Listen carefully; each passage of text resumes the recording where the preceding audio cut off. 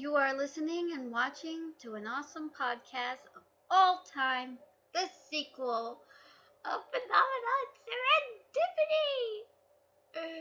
Isn't this great? Yeah, I know. I'm spazzing like a chick who is not on steroids but still happy. Heck, bubbliness of a Genki girl like me is better than using steroids. Who needs that stuff anyway when you can be happy without drugs? Anyway, why the hell am I talking about drugs? This is a crossover here, and we're going to continue more on Tilda's point of view. So sit back, grab that popcorn, and also that soda, and enjoy.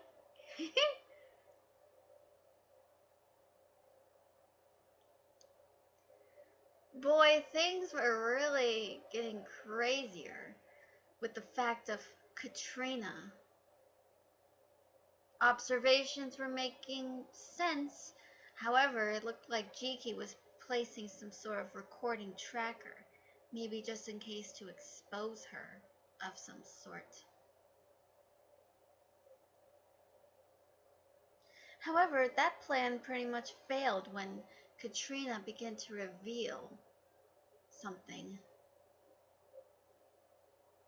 Tilda and the others were shocked to listen to Katrina not wanting to do anything with Evermore and wanted to have her own independent thought, with Glass Coffin, of course.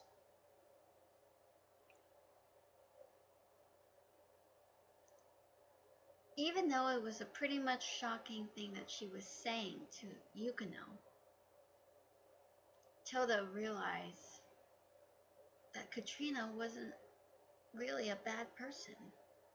She was just merely misunderstood, and she would never harm anyone in particular.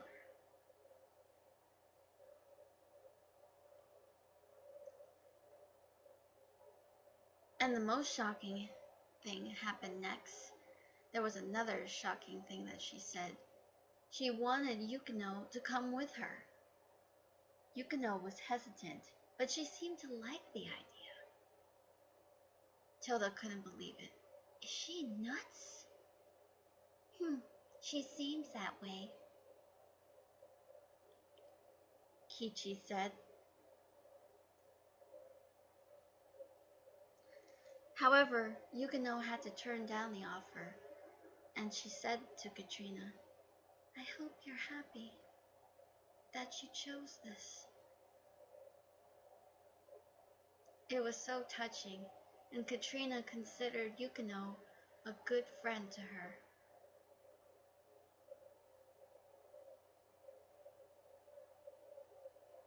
Tilda had to shut it off of the communication tracking device that was played. It seemed that she was inspired. However, her thoughts were broke when it looked like Shadow and also Effie, her nieces, were in trouble with Falcone and his soldiers. Even Randy and the girls, and also Marina and her crew were in trouble too. They were all surrounded, and there was no way for them to escape.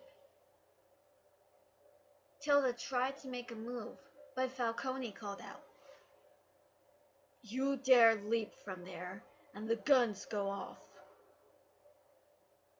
he threatened. Tilda was paralyzed. My babies! Lorraine cried out. Leave them alone! A voice shouted from above.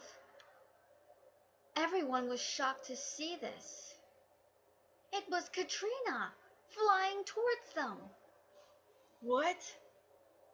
It's me you want! You leave them alone! It's me! Take me! Me! She shouted. Then she began levitating, and then she began taunting them. But she saw Marina and said, So, if you care to find me, Katrina said, then She let her index finger come up and her thumb. The rest of her fingers were balled up.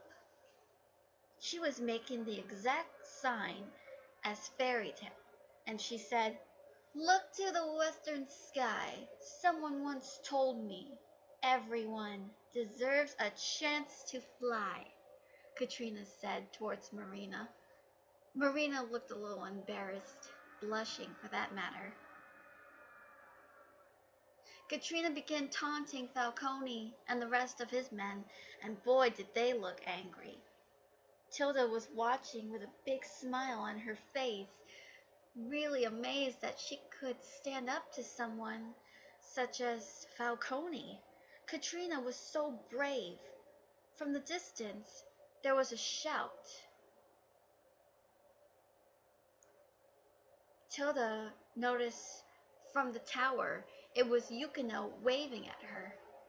Lucy could see it too. "Yukino? Is that Yukino's voice I hear?" she said. Falcone was enraged. "Don't just stand there, men! Get her!" Katrina began to fly. The cannons went off after Katrina, and it looked like she didn't make it. But then, suddenly, she flew out from the smoke with a smile on her face. Tilda and the others were so amazed, but Falcone wasn't. Shadow and Effie managed to fight the soldiers off, and everyone else escaped. But it looked like the celebration was about to be over once they reached the Colosseum, where Luna began to taunt everyone, torturing them of their past. She even taunted Tilda about the death of her parents and the murder she caused to the guy that killed her family, ruined her life. Tilda was shaken. Then Luna began taunting the rest, taunting Leon about his own past, taunting everyone else, making them all angry, and they were ready to pounce. But they didn't need to because, well, it looked like the joke was on Luna, and Luna could see her own memories being played out. And Frigga appeared, but it turned out Frigga Phantomime was just a fake name, and her last name was Falcone, and she confessed that she was the one who had sent all those infestations to bite at Barrere and the others. Tilda was really angry. "Why you... I can't believe it!" Tilda shouted. "I knew it was you!" "I knew it!" Wilhelm shouted. "She is a demon! A demon!" "Shut up!" Bruce exclaimed. "Come on, guys, this isn't the time." Tilda moaned. Selena looked up. "Huh? What? She did that to them?" Then, once Frigga explained her reason why, now everyone seemed to understand now. Although they were pretty irked of what she did, but now they understood. She was using them to destroy what her father created. Alas, the others forgive her. Luna wasn't going to give up that easily. She was going to use her Somnus Necro to kill everyone. But it looked like it was all over for her. Her weapon was destroyed.